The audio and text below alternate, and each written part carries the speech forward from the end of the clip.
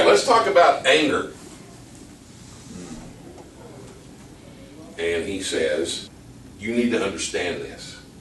Everyone must be ready to listen, not so ready to speak, and not so ready to get angry. What makes you angry?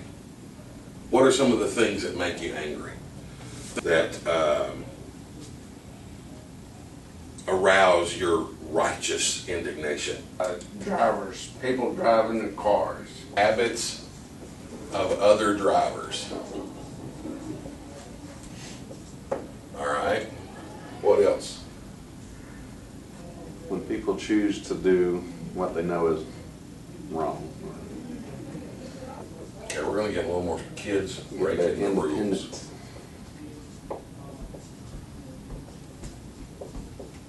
Whether or not they're at home or at school or on the road or whatever. Okay. Anything else that you can think of? I'll tell you what that makes me mad. The people who are late. Mm-hmm. Or they make me late. Yeah.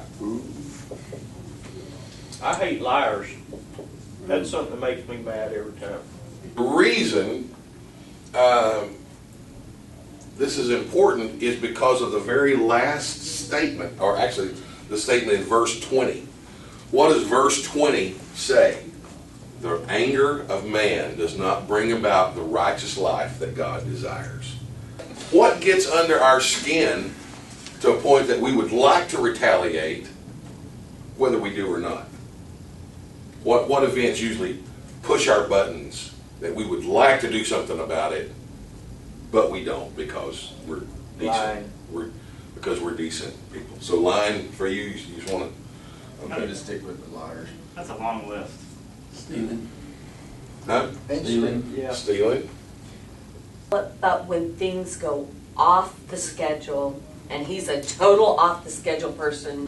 But that drives me bananas because of the story that I tell myself in that situation that create that anger within us. And the stories create expectations.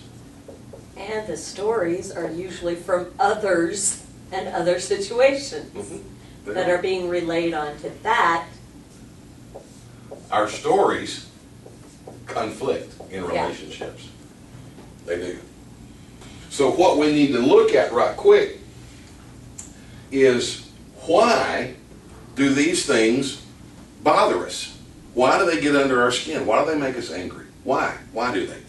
Why does the way other drivers drive bother you or me or anybody else that it bothers in here? Why does that bother? Why does that bother us?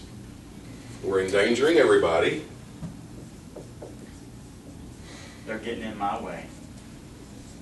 It becomes a little bit selfishness. And see, here's part of it. If I hadn't left the house late, then I wouldn't be trying to get to work so fast, and they wouldn't be in my way to get to work so fast. You know what I mean? But you're kind of mad at yourself when you're mad at them. It usually starts back that I'm not happy with something I did, or just We have just barely touched a nerve here. driving is a big part of It's life. serious, it really is. All right. So why does it bother us? Lack of trust, which makes us feel a lack of Respect. significance. It attacks our need for significance because driving is one of the most elementary things that we do as adults. And unless we have a propensity for accidents or getting tickets, then we are very confident in our ability as men to do this thing. But when our wives do not share that confidence, we don't feel like we are good enough. Remember the main question a guy asked? Am I something enough? Your wife keeps telling you, no, you are not a good enough driver. So there we go. It attacks our significance.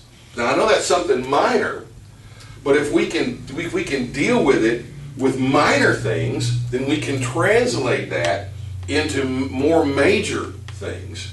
So what would we need to do so that our significance, our self-worth, does not depend upon our wife approving of our driving method? We expect to be trusted. We expect to be trusted. So we've got expectations that are not being met. And I think of 99% of the things that get under my skin that make me mad and cause a reaction from me, whatever it might be, whether it's driving down the road, somebody cuts me off. 99% of those things, when you stop and think about it, really don't amount to a hill of beans, about nothing. There's probably about 1% of things that happen in your life that I think you can show some real righteous indignation over. Most of those are not even worth battling with. I have no idea how to get past it though.